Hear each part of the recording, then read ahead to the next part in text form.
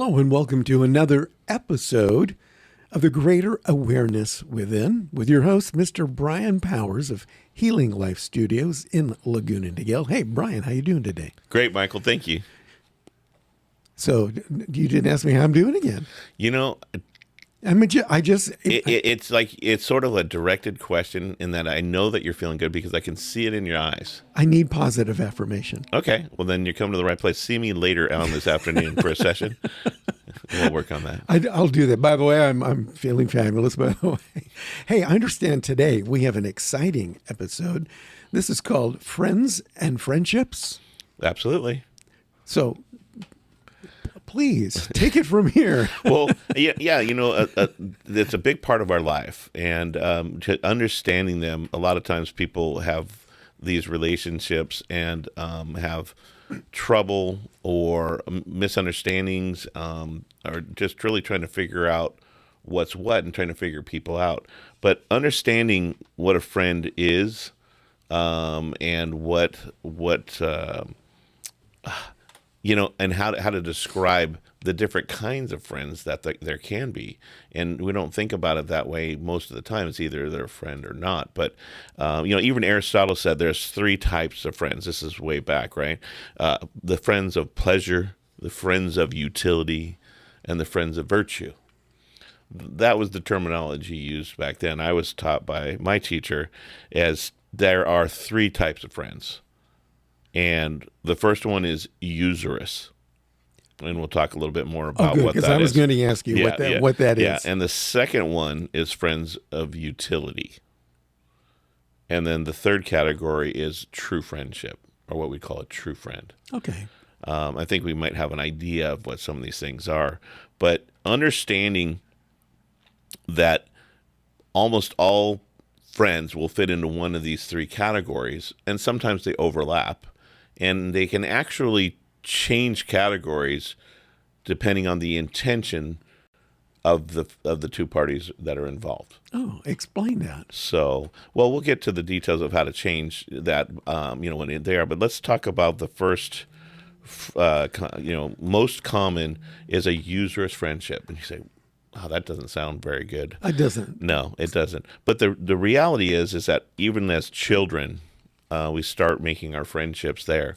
We're not talking about our family members, our cousins, and our loved ones at home and that kind of thing. We're talking about the people that we meet and the people that we befriend.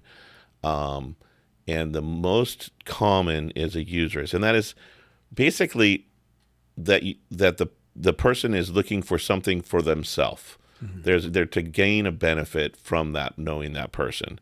It sounds bad, but it doesn't necessarily mean it's a bad relationship. But that you have to understand what the intention is in the relationship. So I'm going to be friends with Billy because Billy has a cool bike and he'll let me ride it. You are right on, and I think we talked about a story once early in your life that gave you the same concept that friends are going to choose you because you're going to have cool stuff to play with. And matter of fact, you could even make a business out of it. But that's for another story for another day. We'll tell that another day. But you're absolutely right. Yeah. So, but having a usurious relationship, and sometimes these can be a little more dark and sinister when somebody has one intention with a relationship and someone has a different idea of what that relationship would be. But if both parties have the same intention with the relationship, it doesn't necessarily mean it has to be a bad relationship. There's a lot of things that are like that, and we'll swing back around to those types of relationships. Okay. The second category is utility. What's a utility? Well, that's where somebody solves a problem for you. Somebody is part of your group of people that you know. You're friendly with them, so it might be your cable guy, the mechanic for your automobile, your doctor or nurse or dentist, and they do something of utility and they serve you, and there's a genuine appreciation, for one another.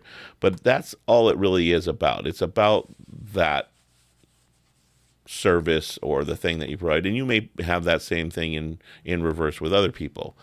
At your own job and things like that. So could it be that under the terminology of a utility friend, could it be that I'm feeling really bad. I just broke up with my girlfriend. Oh, I'm going to go and see so and so and talk to this person because they're a good sounding board and they'll help make me feel better. Or would that be a utility friend? Well, a utility friend typically provides a service, has a particular An service actual value. service, not just I'm going to listen to you while you complain about your life. And Well, that could actually branch into actually the next category. So that's kind of, it really depends. Okay. So if you're going to pay someone, you're going to hire someone, you're going to talk to a therapist, you're going to talk to somebody, even on a requested thing. Hey, this is not about friendship. I just need some input. I need some Got it. feedback. But that's not necessarily what the friendship is about. That might be what the conversation is okay, about. I got it. Okay. So the third and least common, I guess, is probably a fair way to say it, unfortunately, is a true friendship. And everybody can kind of get their own idea about what a true friendship is. But they're there for you, Okay. and there are varying degrees of this, for sure. But they're the genuine friend, and it's because they like you. There's no rhyme or reason to it. They just like you. And I'm sure you have some of these, and you've had different ones throughout your life. Sometimes they come, sometimes they go, but you can always pick up the phone and say, hey, and then you're right back where you started from, and that's indicative of a true friendship. Okay. There's not a motivation in there, one thing or another. It's just because you like them. They're reliable. You trust them in general, and some might have more of these qualities than others, but they fit these some or all of these qualities, and you feel comfortable with them. They're the ones that stick with you through thin and thin.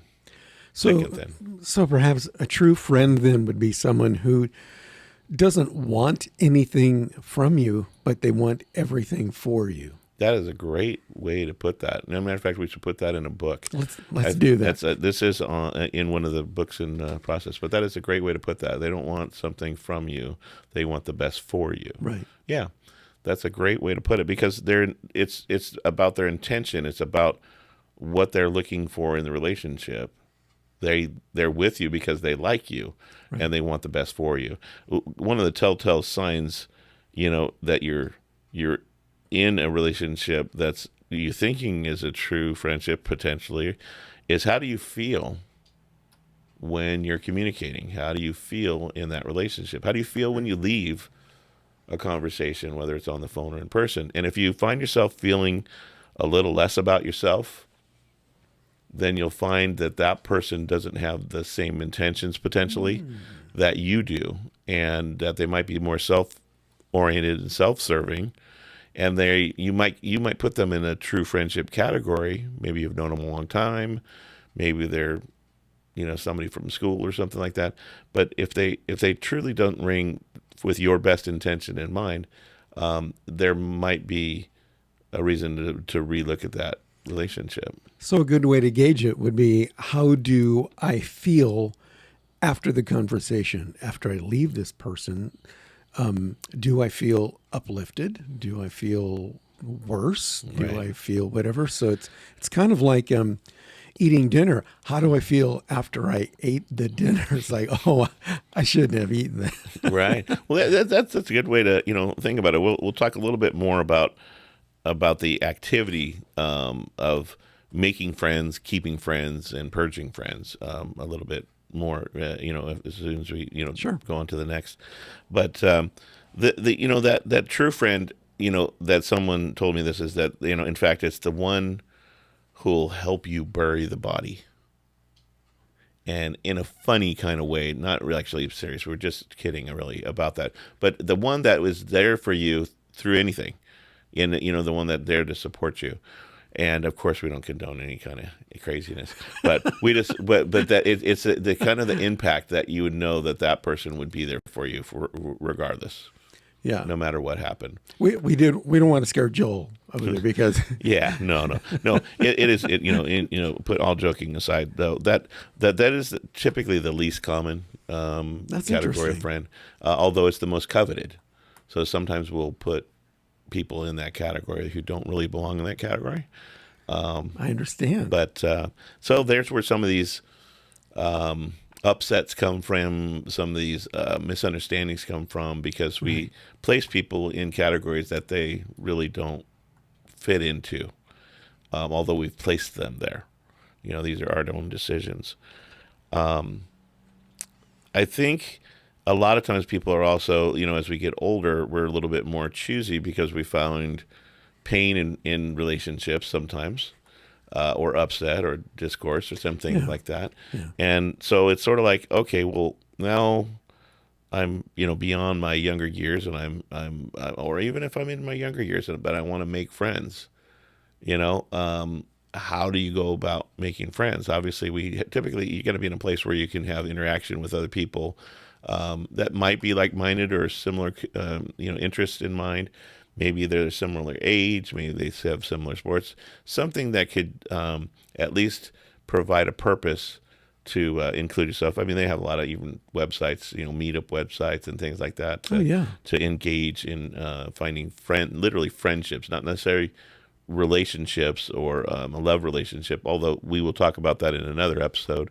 But just making a personal friendship. Being particularly interested is the key element whenever you're engaging with people and you're trying to you want to have friends. If you think about a conversation and you don't have that as the key element in it, that you're truly interested in what they have to say. Like you say something to me and my first thought is, well, that's nice, but I don't think that, and you come in contrary and right away you're giving it. Now, it doesn't mean that true friends can't have a conversation in a healthy manner that gives that balance. Like this is someone that you're already, friends with, that will be the devil's advocate, or that will give you the counterbalance, or tell you the truth, sometimes the hard truth. That's a hard thing to do. And so as a person, when someone gives you that come to Jesus hard truth conversation, you need to look at what their intentions might be and how they deliver it. So that's part of learning about what category that's. So when making friends, then I guess it's important to realize that part of the formula is to be interested in what they say, be genuinely interested, and not make it all about you. So if somebody says, I like to go sailing, oh, let me tell you about the time that I bought this 900-foot sailboat, and then we went there, and the other person can get a word in edgewise because you're making it all about you. You're trying to make them your friend, and you've lost them. So we need to make it all about them, not all about you. That's exactly right. The focus is on them. And if they're truly interested in making that friendship with you, typically people will reciprocate. They might ask you, well, what about you? We've been talking about me. Tell me something about you. Do you like boats? And they could go on with the same conversation, whatever. Yeah. But asking questions and accepting their point of view. That's kind of like what we just briefly discussed. But that's the next thing on the list, is just literally answering and asking the questions that would prompt them to share more. And then, basically it's going to take an effort and your intention, to make these things happen. Sometimes things just automatically happen and you hit it off with somebody, and that's great because there's a good chemistry. But sometimes it takes a little effort to start that chemistry going and know that, hey, okay, we have some things in common and here's some interesting things. And hey, would you like to, do this again sometime, or get together sometime, or, or sure, whatever the common interest might be. So that is a great start to get yourself communicating in a mindset to make friends. Because if you're thinking about yourself and your focus is on you and the way you're feeling and the way you're then you're gonna fail at making friends, because people want to talk about themselves. People want you to be interested in them. Now, ultimately, the idea is that's how to get the thing going. But if they're interested in really becoming friends, then they'll ask you. They'll start to feel the same thing. Yeah, I think that's great advice for if we have any single guys in particular who are listening. If they're looking to make friends with someone you may have a romantic interest in, especially if they're a girl. So part of the best approach is to maybe ask them a question and then shut up. Just listen. Yeah. And Again, that's a conversation for another podcast, Yeah, but Michael. And definitely, we want to make sure that you give the full, conversation with that information so that, somebody has the best success Yeah. opportunities. you don't want to talk yourself out of a friend. Yeah. And sometimes, friends are what you're really looking for in the first place. But sometimes, Sure. we'll talk about, I guess, different intentions and different ways to go about making different love interests that way. But keeping friends, and then the other thing is that, I make friends, but then they don't stick around long. Well, something's going wrong there. And typically maintaining communications and maintaining that intention to be interested. Hey, what's going on with you today? What's happening? What's changing in your life? What's going on? And being truly, genuinely having an interest to knowing what's going on in their life, not just to call them. Sometimes you might have to call somebody and I've got something I really, really want to share. I gotta share. I share it with someone and for my friend. So I want. Yeah. Okay, that's different. But then as soon as you're done sharing, say now that's enough about me. Tell me something's going on about you. And if they're not done talking about that subject, they'll keep asking more questions to you. But then you say, okay, great. Now let's talk about you. What's happening? What's going on in your life? Okay. So keeping friends and maintaining friends is making yourself available for communication, is saying yes when they say, hey, you want to go to the ball game? Not no. Pretty soon they'll stop calling. And in the same breath, you reaching out to those same people to create things. Yeah, it takes effort. It takes that effort to go, oh, I don't want to do that. Okay, if you want to have friendships and interactions, you're going to need to have creation in it. And the creation in it is to put the seed into the conversation of pick up the phone. You make the phone call, and start that. And then maybe even you put out the idea, hey, what do you think about getting together on the weekend or playing smash ball or basketball or doing some kind of activity, whatever it is, the thing that your friendship may be kind of centered around or started around, or something totally different. Hey, I'm thinking about just going to the swap meet or to some beach party or something, and just invite them along. Just say, hey, you want to go? And I got an extra ticket. And the last thing really that I wanted to talk about was about when you're starting to identify these friends and you say, well, who I thought was my good friend really has changed ever since I got maybe engaged to get married. Mm-hmm. Maybe I had brought in a new friend into my circle. And then you find that somebody's changing the way or the way I feel when I'm with them is different now than it used to be. Something's changed. Something's different. Something's different for them. Typically, there'll be some kind of withheld communication that would put a block in communication with them. Again, those are for conversations for another episode. Yeah, sure. But there could be something like that. So, hey, what's bothering you? Going in there and trying to dig it up. But especially when you find, people that after you've been with them for a little while, you feel a little bit worse about yourself than you did before the conversation. And sometimes it looks like, they're helping or they're trying to help or they give you a call and, you just, after you get off the phone or after you've been in their presence, sometimes you feel like you need to take a shower. Then definitely that's a friend that you can probably purge. There's friends that become toxic over time because really the wrong intentions were there or have things got thwarted, meaning they maybe had originally a fair intention, but for whatever reason, things break down. And friends aren't necessarily meant to be a lifetime thing. Some friends, people will come into your life just to share one sentence with you and to put something in your mind, put something or about you at ease or bring you a piece of information. And then other friends are meant to be there for certain periods of time in your life. And it's okay if that impetus, the core energy around it kind of dissipates because maybe there isn't that need for that friend in that way. It doesn't mean you have to purge them. It just means that you don't have to try to make it happen if it's not genuinely happening. and then know that it does happen in friendships.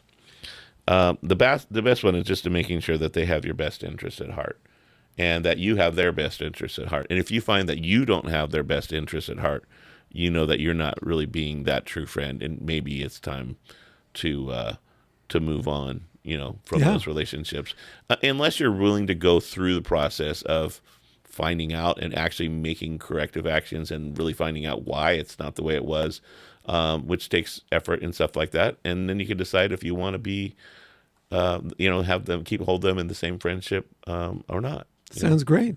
Well, before we go, do you have any other parting words of wisdom pertaining to friends and friendship today? Well, friendship, life is boring without them. I So, like that. Life is definitely boring without them, and it creates, creativity and interest in our lives, and gets us out of thinking about ourselves and being more self-oriented. So get as many friends as you like that makes you feel comfortable, and just understand where you fit on their friendship scale and where they fit on your friendship scale, and put the energy into the ones that you know are true friends. Good advice. So, Brian, if anybody listening has any questions and they'd like to speak with you further, how can they get a hold of you? Great ways to get a hold of me are telephone in the Southern California area, 949-310-6115, or they can probably find you on your website, which is healinglifestudios.com. That's healinglifestudios.com. Hey, I've had a great time today. I hope you guys have too. Brian, thank you so much. We look forward to being with you again in a couple of weeks on another episode of The Greater Awareness Within. It's going to be a surprise. Brian will tell you all about it next week. Brian, thanks. Thank you, Michael. And remember, like and subscribe. Thank you very much. That's right. Bye-bye.